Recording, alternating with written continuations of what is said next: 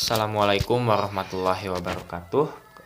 Nama saya Muhammad Irfan Abdullah dari NIM 11980300158 dari kelas Sosiologi D. Di sini saya akan menjelaskan mengenai sistem sosial Indonesia. Menurut Talcott Parsons dalam teori sibernetikanya, sistem sosial adalah suatu sinergi antara berbagai subsistem sosial yang saling mengalami ketergantungan dan keterkaitan. Dari sistem sosial ini adanya hubungan saling keterkaitan dan interaksi yang saling ketergantungan antar subsistem dalam sistem sosial. Sistem sosial dalam teori sibernetikanya Talcott Parsons terbagi ke dalam 6 subsistem, diantaranya subsistem politik, sistem ekonomi, budaya, pendidikan, agama, dan hukum. Dari sistem sosial adalah sistem norma untuk mencapai suatu tujuan atau kegiatan yang dianggap penting oleh masyarakat. Dalam sistem sosial terdapat 3 unsur penting sistem sosial di dalamnya, yaitu nilai dan norma sosial, pola perilaku yang dibakukan yang terdapat dalam prosedur umum atau aturan, dan kemudian sistem hubungan, yaitu jaringan pesan serta status yang menjadi wahana untuk melaksanakan perilaku yang sesuai dengan prosedur umum atau aturan. Tujuan dari sistem sosial ini adalah untuk mengatur kehidupan manusia yang dapat terpenuhi, sekaligus menjamin kehidupan sosial masyarakat yang tertib dan lancar sesuai kaidah dan aturan yang berlaku. Kemudian sistem ekonomi. Sistem ekonomi adalah kaidah yang mengatur masalah produksi, distribusi, pemakaian barang dan jasa dalam masyarakat.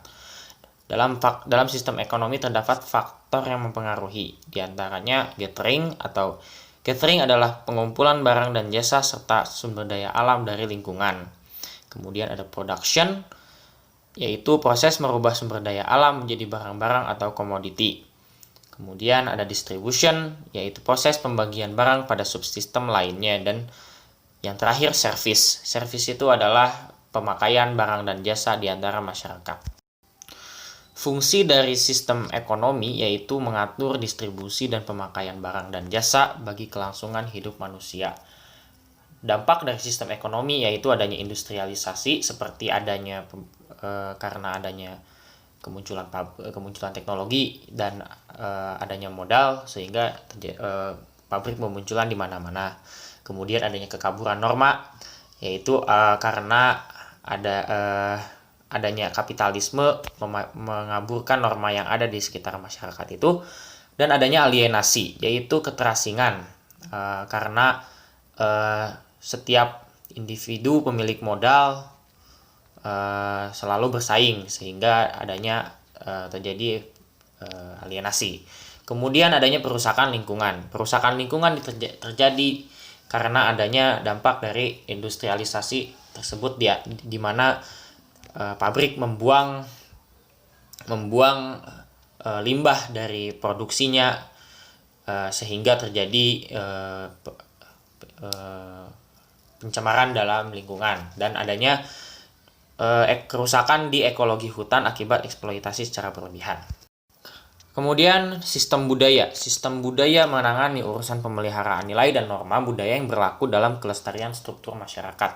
Sistem budaya hanya berlaku pada masyarakat adat, sementara pada masyarakat dan sebagian kecil masyarakat desa, di mana masyarakat kota karena hidupnya terlalu individualistis sehingga tidak berdampak pada sistem budaya.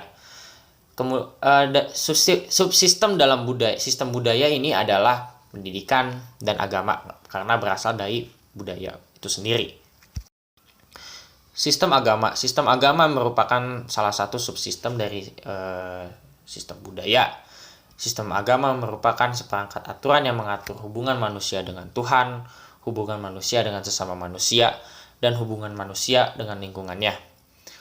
Unsur-unsur dari sistem agama yaitu adanya kepercayaan terhadap Tuhan, dan apapun yang tergantung pada agamanya itu sendiri. Kemudian adanya simbol dari agama itu, adanya praktik agama seperti tata cara ibadah.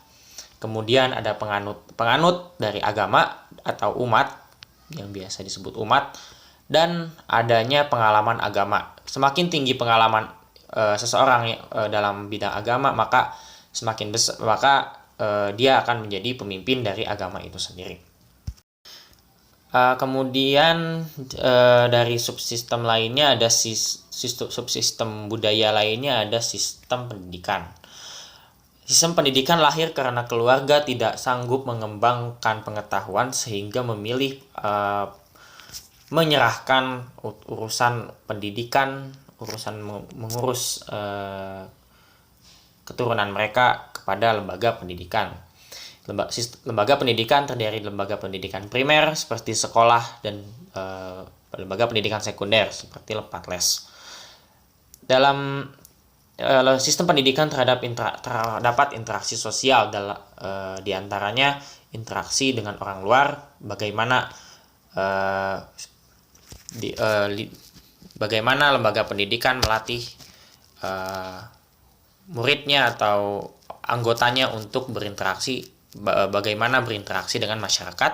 Kemudian interaksi dengan orang yang memiliki kedudukan, contohnya seperti antara siswa dengan guru atau guru dengan kepala sekolah. Kemudian interaksi dengan orang yang berkedudukan sama, seperti interaksi dengan antara siswa dengan siswa, seperti itu.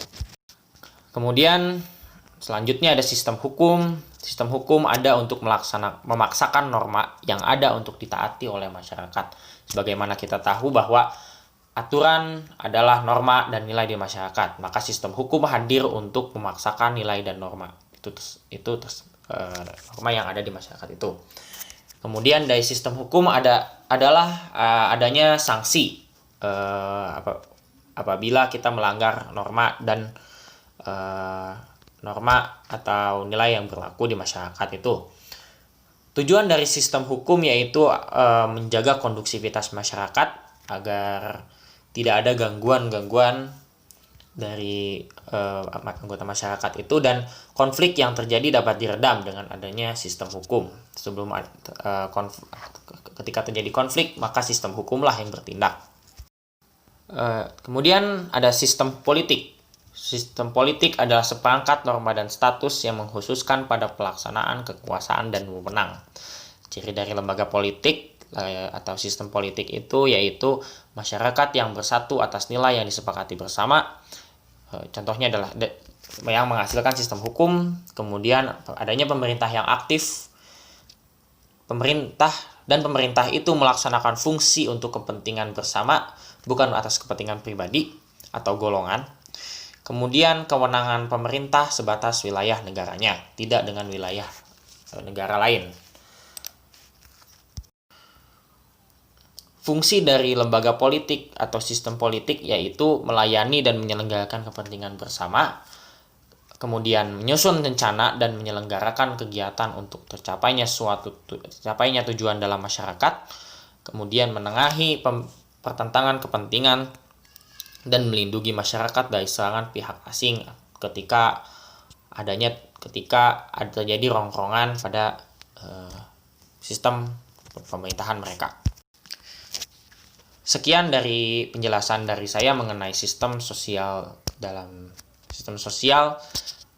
Mohon maaf apabila terjadi kekurangan dalam penjelasan atau kesalahan dalam kata-kata maupun dalam penyusunan materi.